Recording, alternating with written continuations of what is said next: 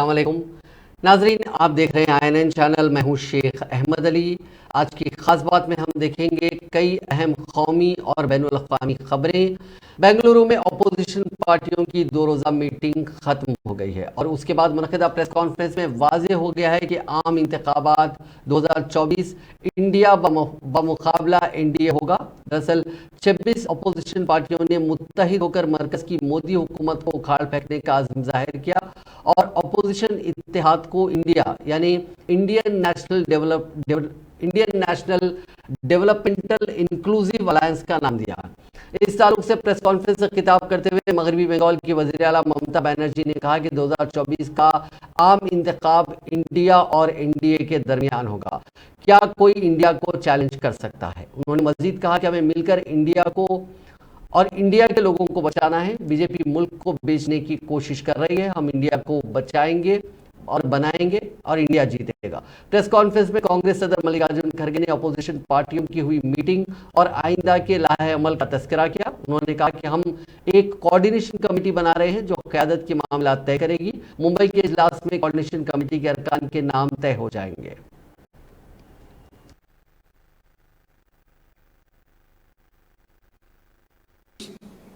This is a very important meeting for the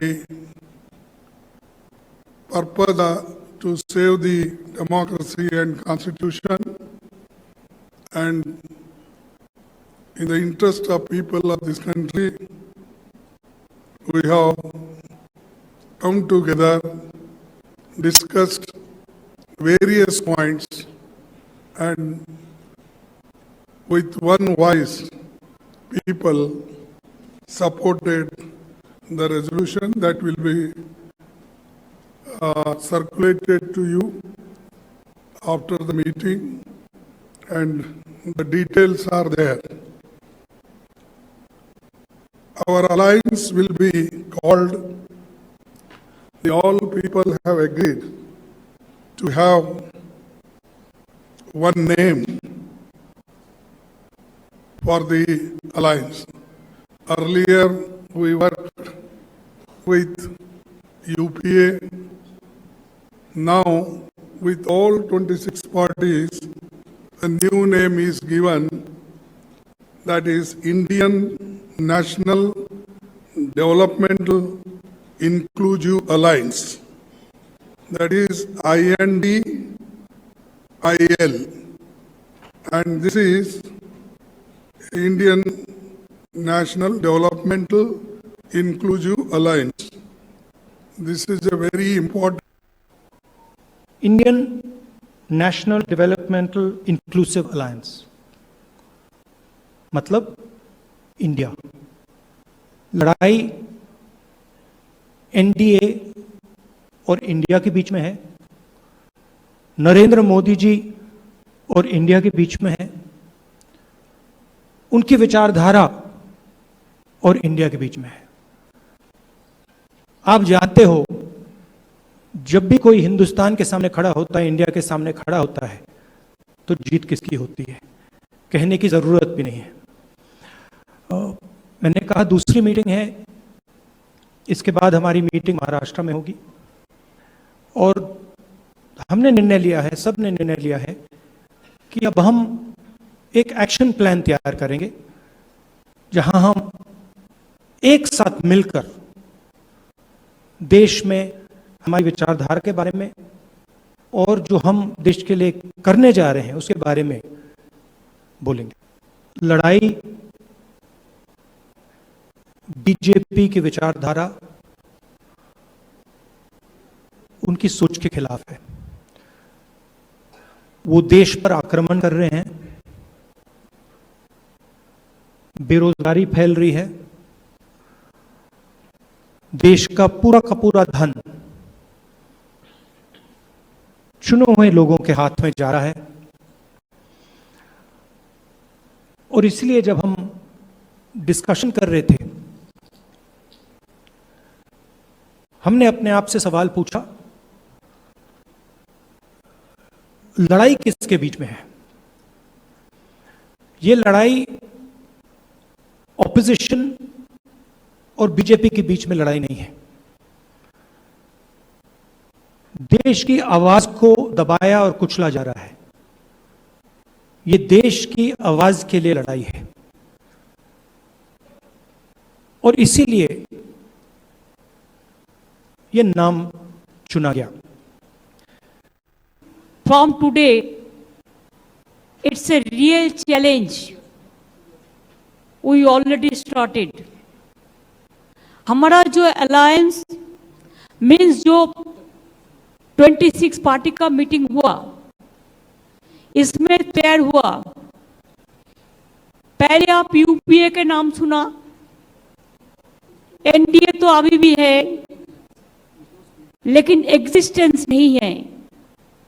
इसी के लिए आने वाला दिन देश में जो जिंदगी खतरा में है, चाहे दलित हो, चाहे माइनॉरिटी हो, चाहे हिंदू हो, चाहे मुस्लिम हो, चाहे सिख हो, चाहे ईसाई हो, चाहे मणिपुर हो, चाहे अरुणाचल हो, चाहे उत्तर प्रदेश हो, चाहे दिल्ली हो, चाहे बंगाल हो, चाहे बिहार हो, चाहे महाराष्ट्र हो, सरकार बेचना, सरकार खरीद करना एक ही काम है गवर्नमेंट का।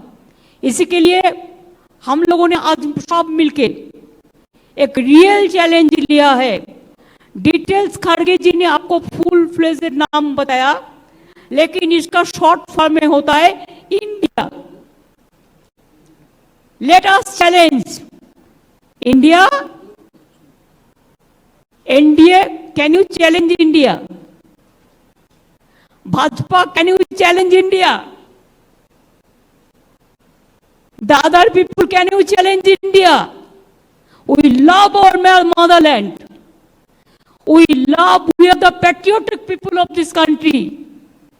We are for youth, we are for students, we are for farmers, we are for Kishans, we are for Dalits, we are for good economy, we are for the country, we are for the world. So our challenge will be all focus, all publicity, all campaigning, all program, it will be under the banner of India. If anybody has a challenge, catch us if you can.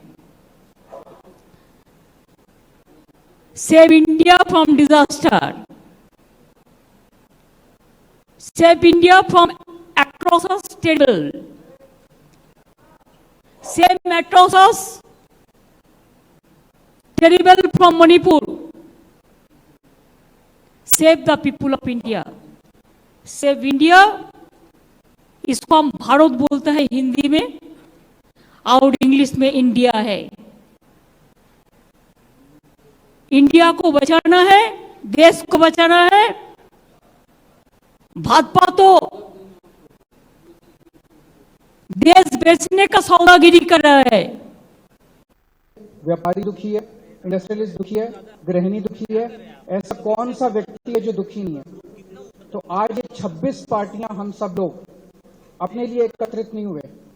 हम देश को एक तरफ बचाना है, जिस तरह से पूरे देश के अंदर नफरत फैलाई जा रही है उससे बचाना है, और दूसरी तरफ एक नए भारत का सपना लेके हम सब लोग इकट्ठे हुए हैं, जिसमें हर युवा को रोजगार मिलना चाहिए, हर गरीब बच्चे को अच्छी शिक्षा मिलनी चाहिए, हर बीमार आदमी को अच्छा इलाज मिलना चाहिए।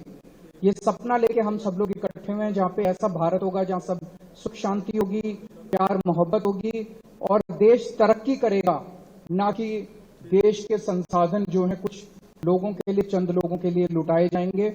आज बहुत अच्छा डिस्कशन हुआ और मैं करूंगा कि वो आपको संबोधित करें।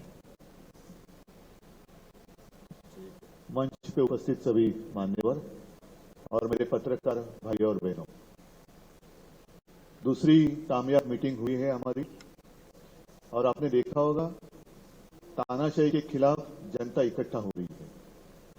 खड़गे साहब, आपने तो हमारे अलायंस का नाम बता दिया, लेकिन मैं तो इंडिया, भारत, जिसके लिए हम लड़ रहे हैं उसी को लेकर हम आगे जाएंगे। इसीलिए तो हम इकट्ठा आए हैं।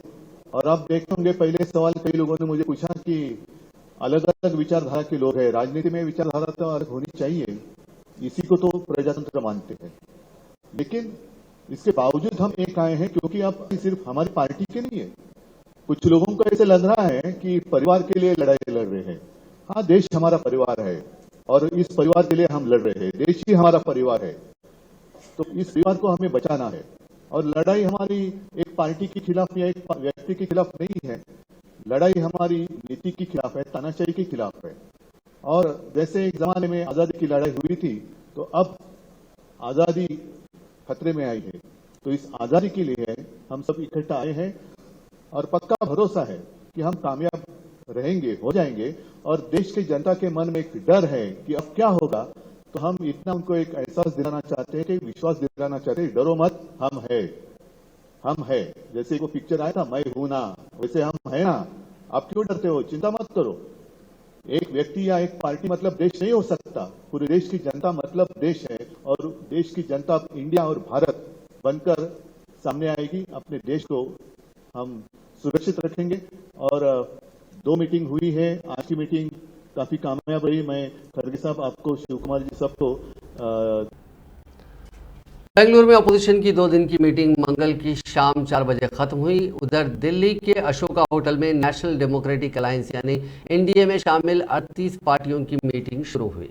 इसकी सदारत वज़ीर-ए-आज़म नरेंद्र मोदी ने की। महाराष्ट्र के सीएम एकनाथ शिंदे शिवसेना की जानिब से और एनसीपी के बागी ग्रुप के कायद अजीत पवार, प्रफुल्ल पटेल पहली बार इस मीटिंग में शामिल हुए। प्रफुल्ल पटेल पटना में हुई मीटिंग में अपोजिशन की पहली मीटिंग में भी शामिल हुए थे। शिंदे उद्धव ग्रुप से बगावत के बाद वो एनडीए में शामिल हुए हैं। बीते कुछ साल में बीजेपी कुछ पुराने साथियों जो एनडीए से अलग हो चुके हैं उनको इसमें ला चुकी है। इनमें कर्नाटक के जनता दल यूनाइटेड, महाराष्ट्र से उद्धव ठाकरे की शिवसेना और पंजाब से अकाली दल बादल शामिल है। हालांकि एकनाथ शिंदे की शिवसेना, अजीत पवार की एनसीपी, उत्तर प्रदेश में ओपी राजभर की सुभाष सभा, बिहार में जितिन राम मांझी की हम और उपेंद्र कुशवाहा की पार्टी बीजेपी के साथ आई है।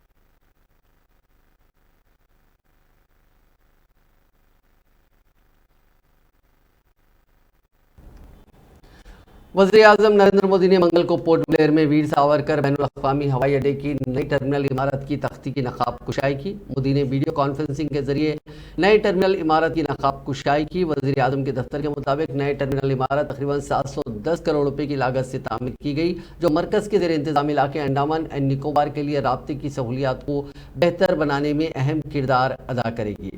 लेकिन इस इजलास से खिताब करते हुए वज़ीर-ए-आज़म मोदी ने अपोजिशन के अलायंस को सख्त तनकीद का निशाना बनाया। ये जो जमात इकट्ठी हुए ना, उनके कुनबे में बड़े से बड़े घोटालों पर, अपराधों पर इनकी जुबान बंद हो जाती है। जब किसी एक राज्य में इनके कुशासन की पोल खुलती है तो दूसरे राज्यों के ये लोग फौरन उसके बचाव में तर्क देने लगते हैं। कहीं बाढ़ घोटाला होता है, किसी का अपहरण होता है, तो कुनबे के सारे लोग सबसे पहले चुप हो जाते हैं। आपने देखा है कि कुछ दिन पहले ही पश्चिम बंगाल में पंचायत चुनाव हुए, वहां सरेआम हिंसा हुई, लगातार खून खराबा हो रहा है। इस पर भी इन सबकी बोलती बंद है। कांग्रेस के, लेफ्ट के अपने कार्यकर्ता वहां खुद को बचाने की गुहार लगा रहे हैं, लेकिन कांग्रेस और लेफ्ट के नेताओं ने अपने स्वार्थ में अपने कार्यकर्ताओं को भी मरने के लिए छोड़ दिया है। राजस्थान में बेटियों से अत्याचार हो या परीक्षाओं के पेपर लीक हो रहे हो, इन्हें कुछ दिखाई नहीं देता।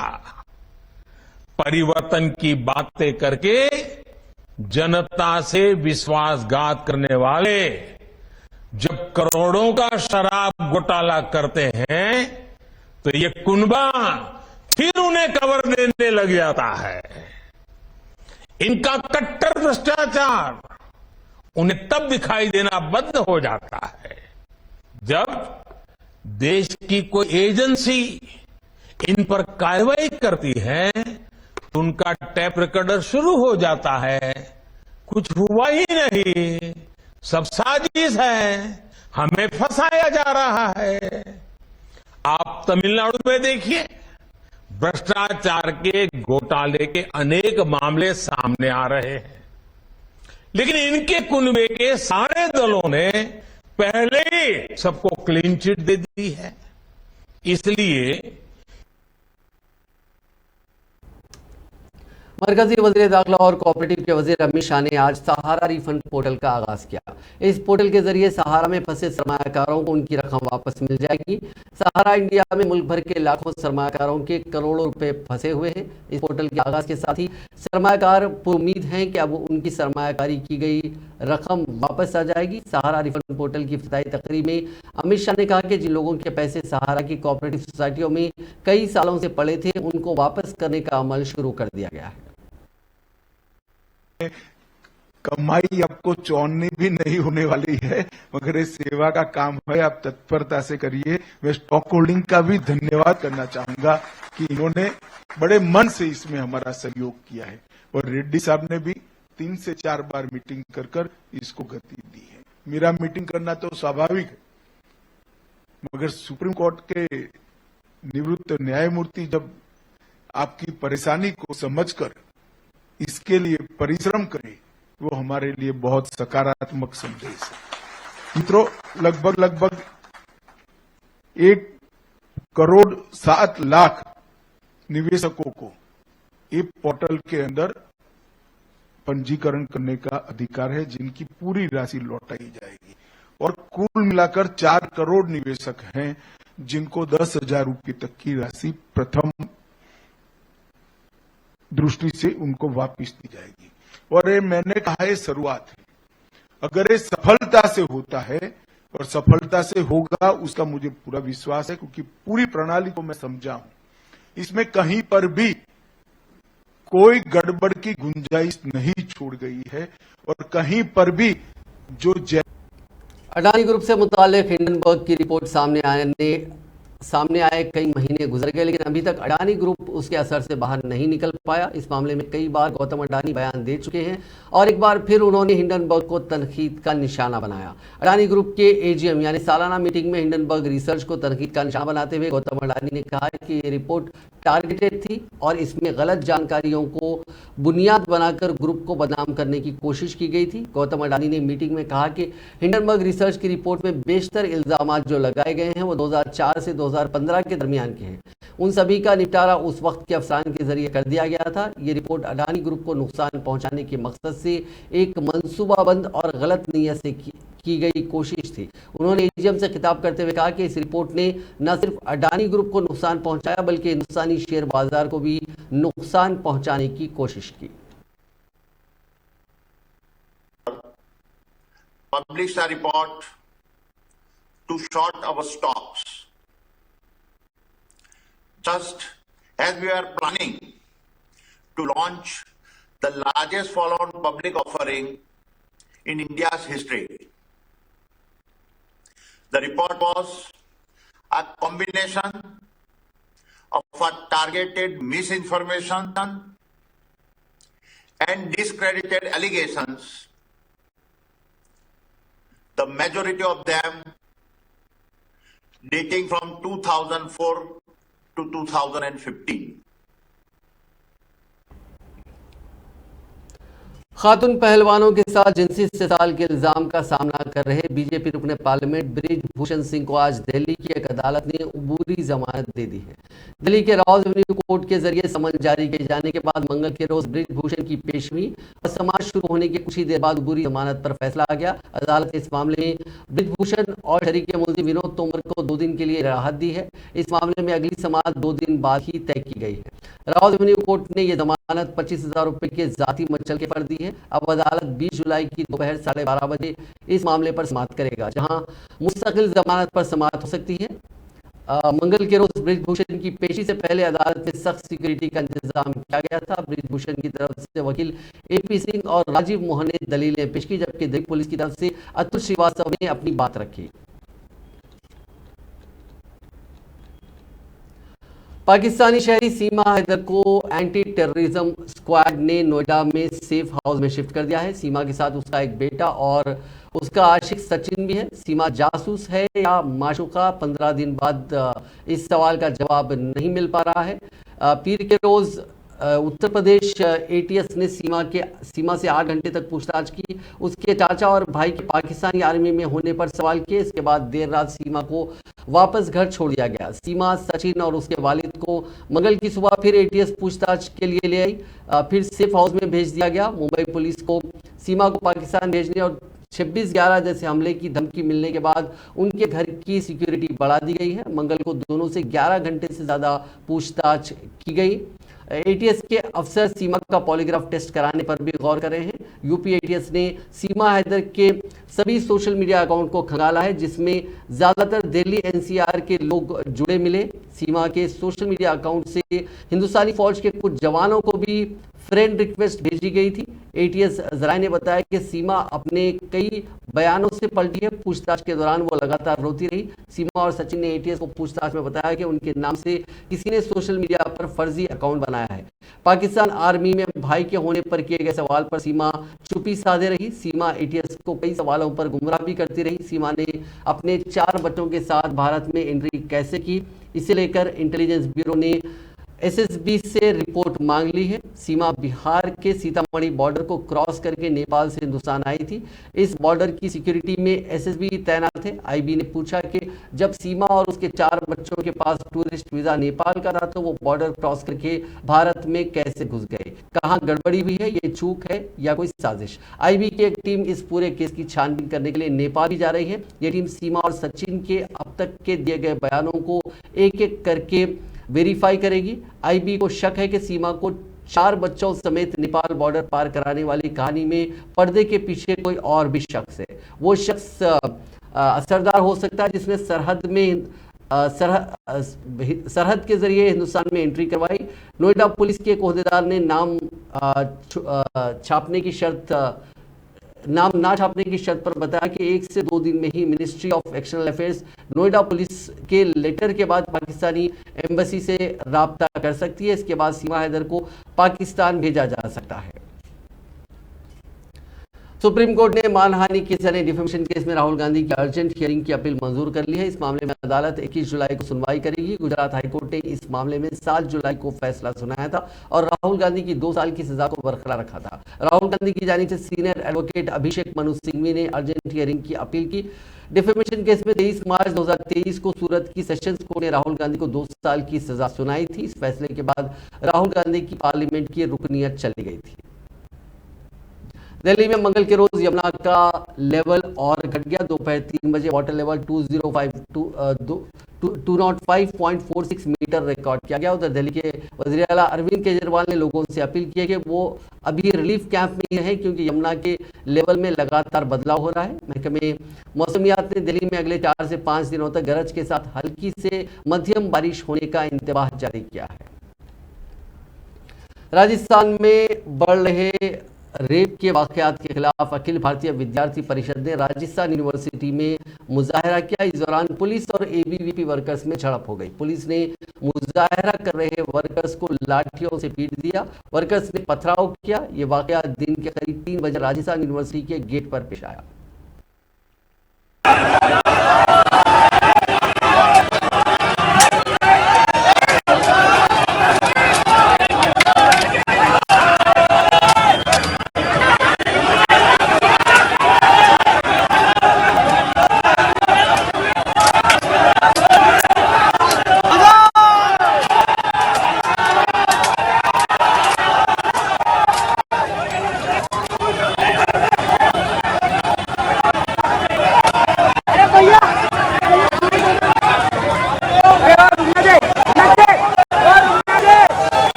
केरल के साबिक वज़ीर आला ओमन चांडी का मंगल की सुबह बेंगलुरु में इंतकाल हो गया। वो 79 साल के थे। ओमन चांडी पिछले लंबे वक्त से बीमार थे। उनका बेंगलुरु में इलाज चल रहा था। उनके बेटे ने फेसबुक पर इस बात की जानकारी दी।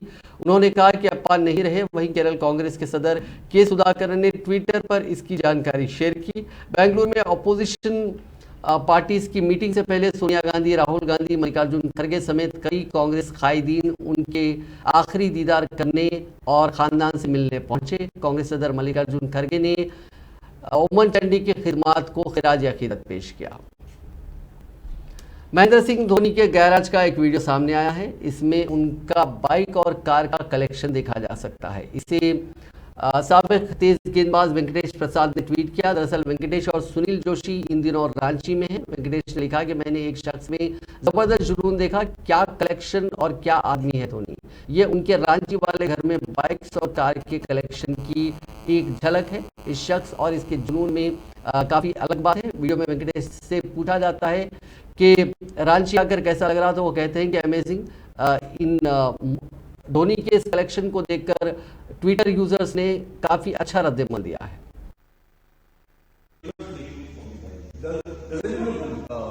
वियर्ड ऑल दिस पता नहीं ये बाइक शोरूम हो सकता है ये। जब ये बन रहा था ना तो हम लोग बहुत बड़ा था।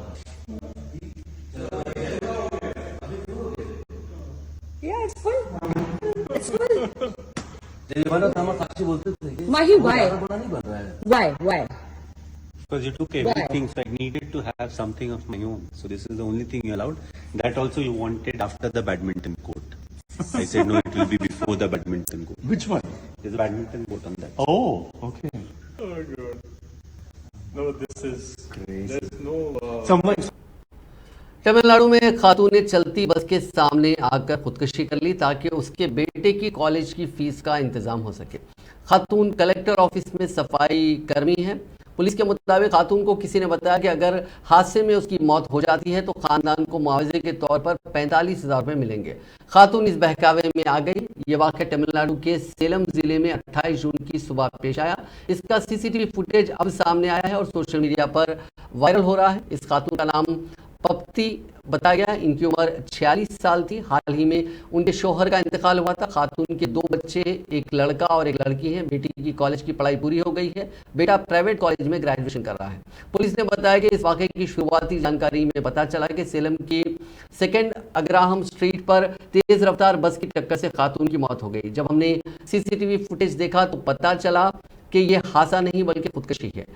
पप्ती ने पहले एक बस के सामने आने की कोशिश की, लेकिन तब वो 2 व्हीलर से टकराकर गिर गई। इसके कुछ देर बाद वो दूसरी बस के सामने आ गई। पुलिस ने जब खातून के खानदान, रिश्तेदार और पड़ोसियों से बात की तो पता चला कि उसने अपने बेटे की कॉलेज की फीस चुकाने के लिए 45,000 रुपये का खर्च के तौर पर मांगे थे, लेकिन कहीं से भी पैसों का इंतजाम नहीं हो पाया। पप्ती को कहीं से पता चला कि अगर किसी सफाई कर्मी की एक्सीडेंट में मौत हो जाती है तो उसके खानदान वालों को हुकूमत मुआवजा देती है। यही मुआवजा मिलने की उम्मीद में पप्ती ने यह कदम उठाया। मध्य प्रदेश के कुनो नेशनल पार्क में 3 चीतों को इन्फेक्शन हो गया। महकमे जंगलात के ओहदेदारों ने इसकी तस्दीक की है। बताया गया है कि चीता पवन बाड़े में है। 2 दिन पहले उसे ट्रैंक्विलाइजर कर इलाज शुरू किया गया। दीगर 2 चीते जंगल में हैं, उन्हें अभी तक पकड़ा नहीं जा सका। दिल्ली के जाफराबाद में पीर के रोज एक शख्स ने अपने 2 बेटों के साथ मिलकर बेटी के आशिक पर हमला कर दिया। तीनों ने चाकू से लड़की की गर्दन और छाती पर कई वार किए। इससे लड़की की मौके पर ही मौत हो गई। मरने वाले की पहचान सलमान के तौर पर की गई। इसकी उम्र 25 साल है। पुलिस ने बताया कि लड़की के अफराद खानदान सलमान से उसके रिश्तों को लेकर खुश नहीं थे। ये वाकया शाम 5 बजे जाफराबाद के कल्याण सिनेमा के पास गली नंबर 2 का है।